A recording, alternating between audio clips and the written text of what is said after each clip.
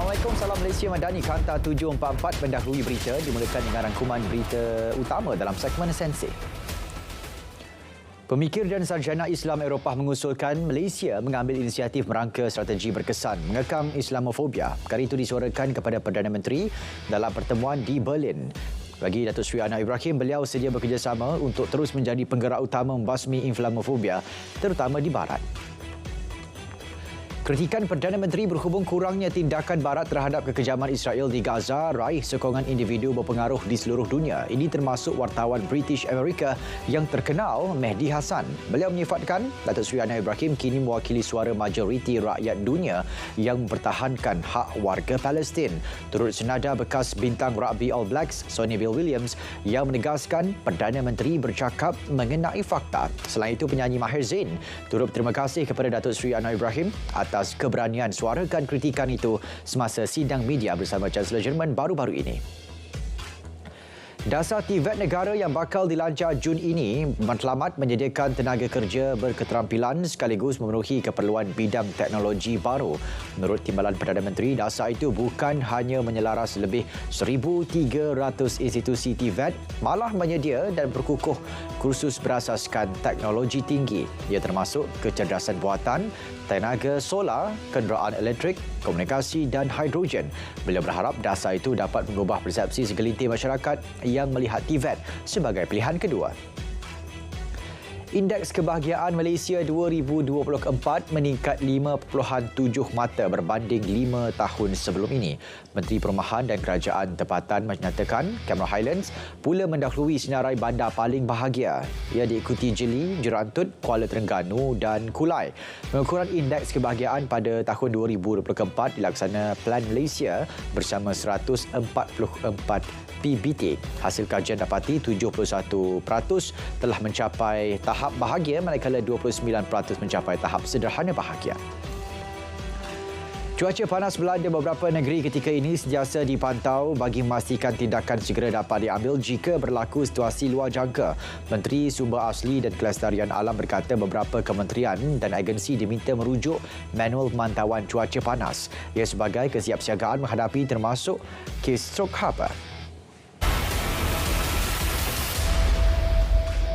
Baik, perkembangan lawatan rasmi Perdana Menteri ke Jerman, kita terus ke Hamburg bersama wartawan Siti Salwa Yusof. Salwa, silakan. Ya, terima kasih Kasapuri. Sebentar tadi Perdana Menteri Datuk Seri Anwar Ibrahim baru selesai menunaikan solat Jumaat bersama komuniti Islam di Masjid An-Nur Hamburg. Perdana Menteri turut berkesempatan beramah mesra dengan komuniti di sini.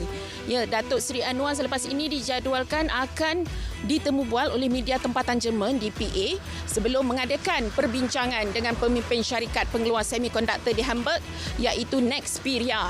Seterusnya lewat petang waktu tempatan hari ini, beliau akan menghadiri majlis makan malam Persahabatan Asia Timur ke-101 yang dianjurkan Pertubuhan Perniagaan Asia Pasifik Jerman OAV. Datuk Seri Anwar turut akan menyampaikan ucapan pada majlis makan malam tersebut. Yes, 5 hari lawatan rasmi Perdana Menteri, pelbagai perkara dicapai dan dipersetujui. Paling memberangsangkan kejayaan menarik minat pelabur dengan potensi pelaburan sehingga 45.4 bilion ringgit. Beberapa hari lalu, Perdana Menteri turut diiringi Menteri Luar Datuk Seri Muhammad Hassan, Menteri Pelaburan, Perdagangan dan Industri Tengku Datuk Seri Zafrul dan Menteri Pembangunan Usahawan dan Koperasi Datuk Iwan Benedict telah berjumpa dan berbincang bersama-sama lebih 35 pemimpin industri Jerman. Malah, sesi pertemuan bersemuka bersama-sama 5 syarikat pelabur utama di Malaysia turut berlangsung. Lawatan rasmi ini berakhir hari ini dan Perdana Menteri dijangka pulang ke tanah air malam ini. Setakat ini yang dapat saya laporkan dari Hamburg, Jerman. Saya Siti Salwa Yusof, kembali ke Angkasa Puri Kota Media.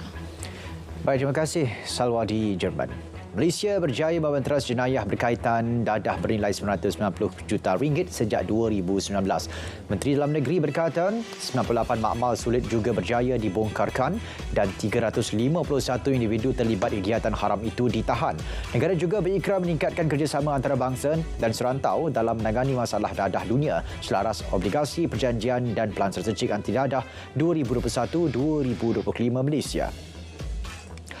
Jabatan Siasatan dan Penguatkuasaan Trafik JSPT Bukit Aman menyiarkan statistik jumlah kes kemalangan jalan raya dan kematian secara harian. Ia dikeluarkan secara masa nyata dengan mengambil data kemalangan berlaku pada hari sebelumnya. Penyiaran berbentuk infografik akan dimuat naik menerusi laman sosial rasmi JSPT seperti Facebook, Instagram dan X bermula hari ini.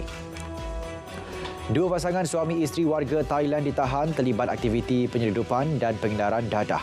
Ketua Polis Selangor berkata dalam serbuan di Balakong, polis merampas 90.4 kg dan 1.5 liter cair ketum keseluruhan bernilai RM281,000. Mereka ditangkap susulan penahanan dua lelaki warga tempatan bersama 40 ketulan mampat ganja di Subang Jaya Rabu lalu. Mangsa terakhir bot karam di Sungai Baleh Kapit ditemukan. Menurut Ketua Balai Bomba dan Penyelamat Kapit, mayat Konstabel Iskandar Ibrahim ditemukan orang awam di sekitar seputin Sungai Batang Rajang 11.30 pagi tadi. Pada 7 Mac lepas, bot dinaiki dua anggota polis dan dua orang awam itu karam ketika menempuh pusaran air di Sungai Baleh. Tiga mayat mangsa Sarjan Jonathan Lambert, Emerson John Nain dan Jack Balan dijumpai selepas 2 hari kejadian. Baru 20 hari bebas dari penjara, seorang bekas banduan kembali melakukan jenayah. Dia bersama seorang lagi rakan ditahan melakukan jenayah ragut bulan lalu. Ketua Polis Daerah Serdang maklumkan kedua-dua suspek positif dadah dan direman 7 hari mulai 12 Mac lalu.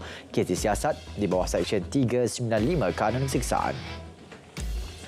3 kenderaan sebuah pusat latihan memandu di Johor Bahru disaman kerana tidak menepati piawaian keselamatan jalan raya.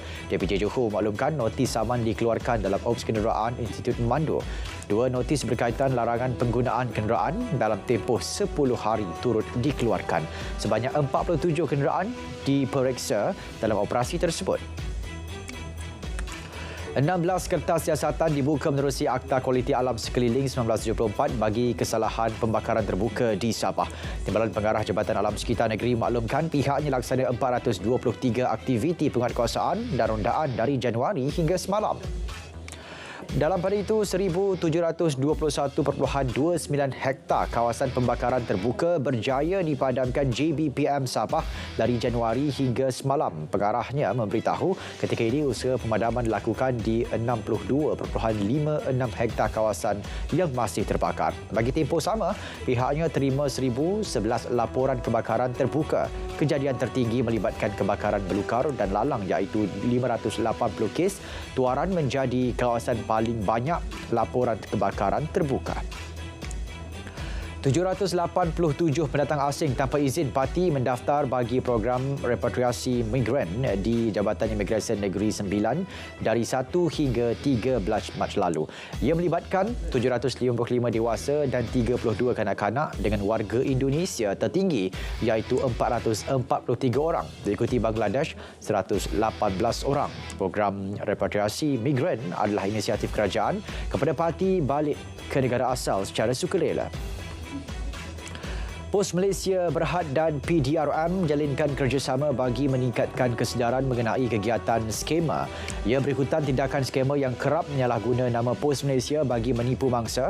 Pelbagai modus operandi digunakan dan orang awam dinasihat sentiasa waspada agar tidak menjadi mangsa. QPEX ulangi gesaan agar kerajaan beri bantuan khas kewangan Aidilfitri kepada penjawat awam dan pesara kerajaan. Presidennya berharap tradisi pemberian bantuan sejak 10 tahun lepas itu diteruskan. Ini susulan pihaknya terima keluhan peniaga apabila penjawat awam kurang kuasa membeli. Dalam pada itu, syuruh pengurangan tempoh lantikan tetap pekerja kontrak perkhidmatan awam dari 15 hingga 10 tahun diharap dipertimbang kerajaan. QPEX berkata tempoh itu dilihat sudah memadai untuk mereka diserap ke jawatan tetap dengan pengalaman dimiliki. Pembinaan Jabatan Batang Lupar 2 kini telah capai 42.65%. Menurut Timbalan Premier Sarawak, jabatan tersebut dijangka siap pada Julai tahun depan. Ia bukan sahaja bakal menjadi satu lagi mercu tanda di Bandar Simanggang, malah menjadi jambatan kabel tertinggi di Malaysia. Projek yang menelan kos RM223.6 juta itu dapat memendekkan tempoh perjalanan dari Seriaman ke Betong. Fama Perlis giat melaksanakan kempen menggalakkan masyarakat mengambil buah-buahan dengan variasi menu dan kaedah. Ia selari dengan kempen lebihkan makan buah-buah tempatan. Sehingga kini, Fama Perlis telah melaksanakan 6 kali kempen tersebut, antaranya di Bazar Ramadan Fama di Dataran Mai, Sekangar.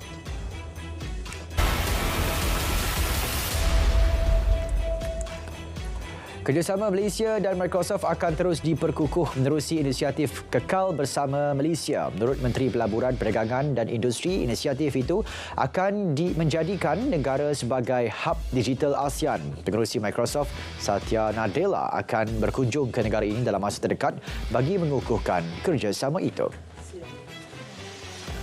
Petronas catat keuntungan bersih RM80.7 bilion bagi tahun kewangan berakhir 31 Disember 2023, susut 21% berbanding tempoh sama tahun sebelumnya.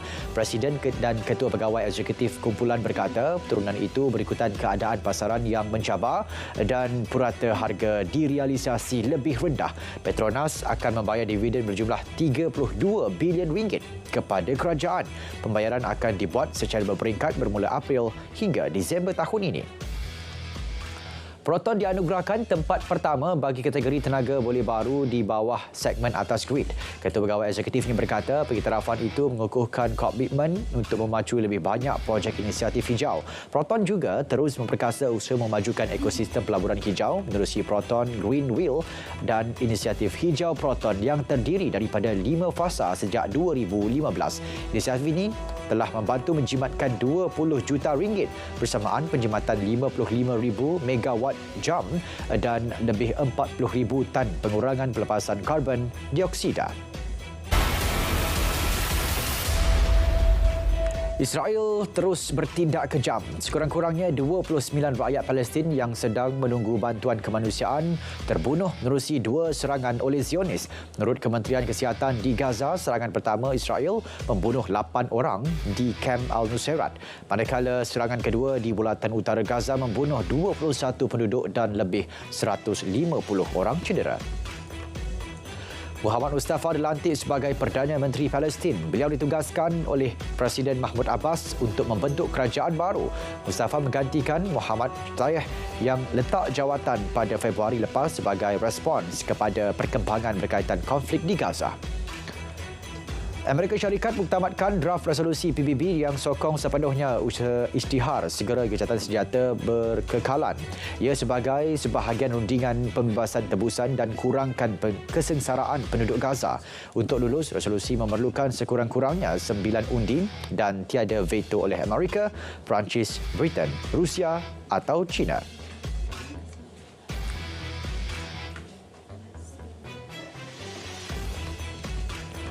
Saudara, sekian Kanta 744 dari Sungai ke Segara Palestin Pasti Merdeka. Assalamualaikum, salam Malaysia Madani.